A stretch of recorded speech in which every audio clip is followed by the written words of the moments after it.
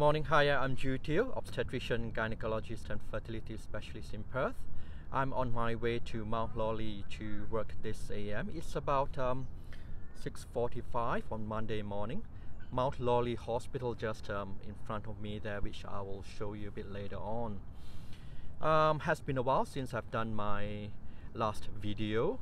I thought it's time to get an update on certain research in fertility and obstetrics. The first thing I'm going to talk about is ERA in fertility, which is endometrial receptivity array. Now, this technique has been developed in IVI group in Spain. The first time I've heard about it was, I think, was 2013 or 14. So 6-7 years ago. It was pretty promising when we first talking about it. There are people who support it, and of course, like usual with all new research, there are people who totally opposing it. All this while, I thought, look, let's wait for a bit more data to show up. I've used it once or twice for some of my patients.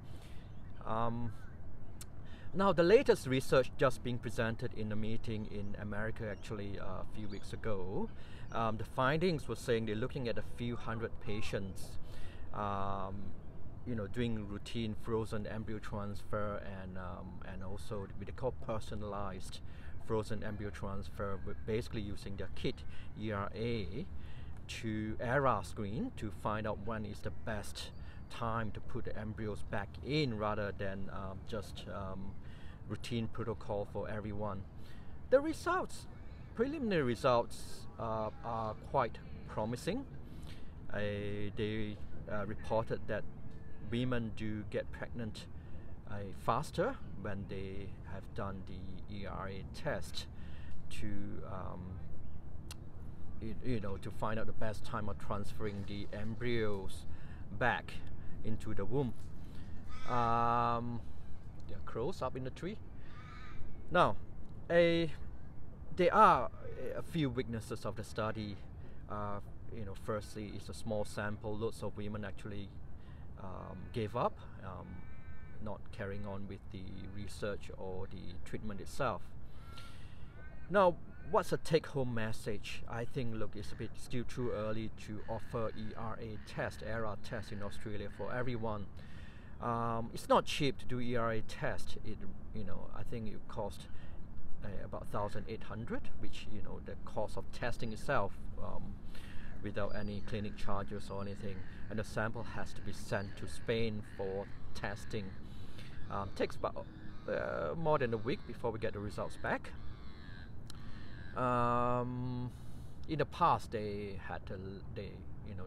company used to have a lab in Japan, but I think recently they moved it all the way back to Spain again. But I don't think it's for everyone. It's a bit too early and expensive test.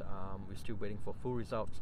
But for a few patients, perhaps with multiple unsuccessful transfer, or even with those with transfer of PGS, chromosomally or genetically tested normal embryos, if you try, if being transferred still negative, then perhaps ERA may be a way to further optimize the IVF treatment cycles in total. I think I'm going to stop here for this ERA test. I'm going to do another video on basically on obstetrics, a few updates on obstetrics. Okay, bye.